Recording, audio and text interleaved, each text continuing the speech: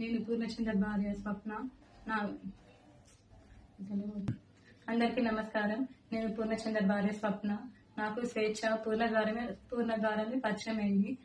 Friends అని మాత్రమే తెలుసు. నాకు తెలుసు రిలేషన్ ఉందని నాకు అసలు తెలియదు. ఈ రిలేషన్ గురించి కూడా నాకు తెలిసింది స్వేచ్ఛ ద్వారానే. తను నాకు ఫోటో పెట్టడం ద్వారా తెలిసింది. నేను పూర్ణని అడిగాను ఏంటిది అని చెప్పేసి అడిగితే చెప్పాడు. చెప్పినాక నాకు ఆయనకి గొడవలు స్టార్ట్ అయింది. అక్కడ నాకు ఇంకా తెలిసింది ఏంటంటే అక్కడ కూడా తనతో గొడవలు ఉంటున్నాయి అని చెప్పేసి అంటే ఇంకా నేను ప్రెజరైజ్ ఆయన ఎందుకు ప్రెజరైజ్ చేయాలి అని చెప్పేసి నేను ఆయనను వదిలేసాను. ఇంకా నేను ఎందుకు ఇప్పుడు మీడియా ముందుకు వచ్చానంటే అరణ్య ఆయన మీద చేసిన ఆరోపణలు చూసి నేను తట్టుకోలేక నేను ముందుకు వచ్చాను.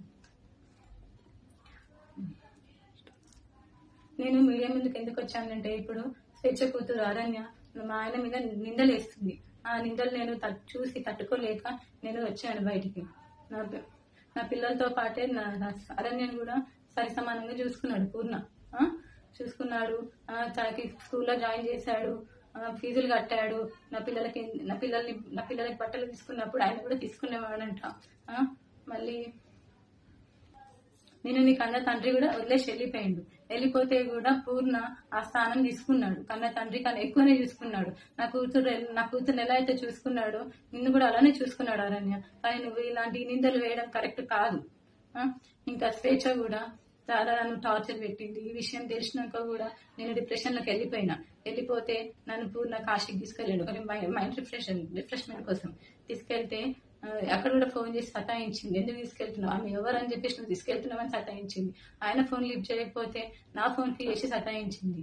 అసలు ఎక్కడికి తీసుకెళ్ళినా, ఫంక్షన్కి వెళ్ళినా, ఎక్కడున్నా కూడా నువ్వెందుకు ఆమెతో ఉంటున్నావు, నా దగ్గరకు వచ్చేసాయి అని చెప్పేసి చాలా బ్లాక్మెయిల్ చేసింది. ఎప్పుడు చూడండి స్లీపింగ్ పిల్స్ మింగడము.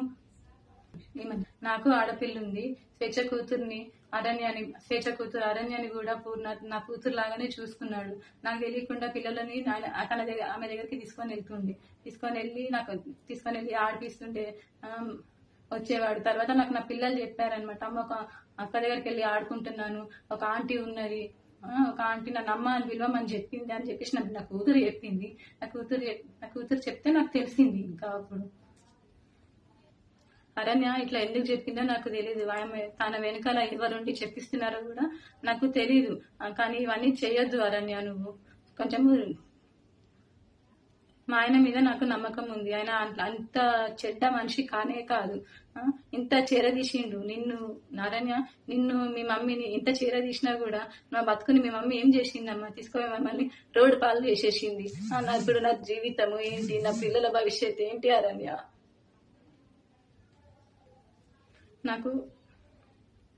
నాకు కోర్టు మీద నమ్మకం ఉంది. మా ఆయన నిర్దోషి. నేను ఆయన ఎలాగైనా. నేను పూర్ణచంద్ర భార్య స్వప్న.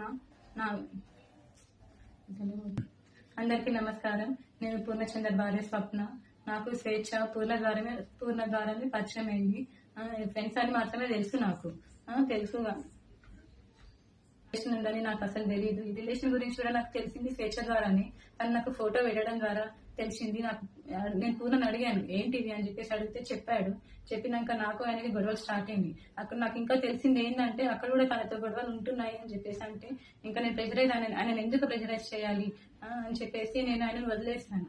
ఇంకా నేను ఎందుకు ఇప్పుడు మీడియా ముందుకు వచ్చానంటే అరణ్య ఆయన మీద చేసిన ఆరోపణలు చూసి నేను తట్టుకోలేక నేను ముందుకు వచ్చాను.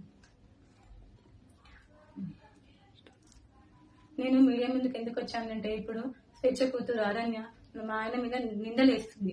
ఆ నిందలు నేను చూసి తట్టుకోలేక నేను వచ్చాను బయటికి.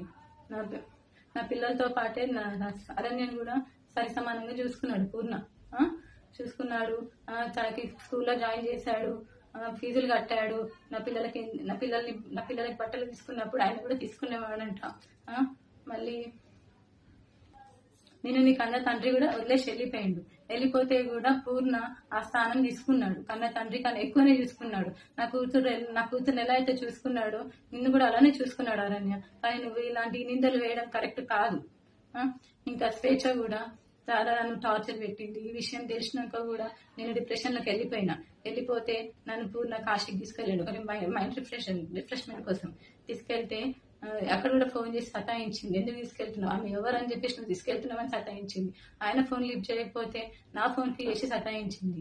అసలు ఎక్కడికి తీసుకెళ్ళినా, ఫంక్షన్కి వెళ్ళినా, ఎక్కడున్నా కూడా నువ్వెందుకు ఆమెతో ఉంటున్నావు, నా దగ్గరకు వచ్చేసాయి అని చెప్పేసి చాలా బ్లాక్మెయిల్ చేసింది. ఎప్పుడు చూడండి స్లీపింగ్ పిల్స్ మింగడము. నాకు ఆడపిల్ల ఉంది, స్వేచ్ఛ కూతురు అరణ్యాన్ని కూడా పూర్ణ నా కూతురు లాగానే చూసుకున్నాడు. నాకు తెలియకుండా పిల్లలని ఆమె దగ్గరికి తీసుకొని వెళ్ళి ఆడిపిస్తుండే వచ్చేవాడు. తర్వాత నాకు నా పిల్లలు చెప్పారనమాట, అమ్మ ఒక అక్క దగ్గరికి వెళ్ళి ఆడుకుంటున్నాను, ఒక ఆంటీ ఉన్నది, ఒక ఆంటీ నన్ను అమ్మ అని పిలవమని చెప్పింది అని చెప్పేసి నా కూతురు చెప్పింది. నా కూతురు చెప్తే నాకు తెలిసింది. ఇంకా అప్పుడు అరణ్య ఇట్లా ఎందుకు చెప్పిందో నాకు తెలియదు. ఆమె తన వెనకాల ఎవరుండి చెప్పిస్తున్నారో కూడా నాకు తెలీదు. కానీ ఇవన్నీ చేయొద్దు అరణ్య, నువ్వు కొంచెము. మా ఆయన మీద నాకు నమ్మకం ఉంది. ఆయన అంత చెడ్డ మనిషి కానే కాదు. ఇంత చేరదీసిండు నిన్ను అరణ్య, నిన్ను మీ మమ్మీని ఇంత చేరదీసినా కూడా నా బతుకుని మీ మమ్మీ ఏం చేసిందమ్మా, తీసుకొని మమ్మల్ని రోడ్డు పాలు చేసేసింది. ఇప్పుడు నా జీవితము ఏంటి, నా పిల్లల భవిష్యత్తు ఏంటి అరణ్య?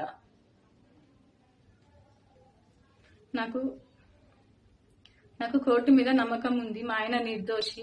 ఆయన ఎలాగైనా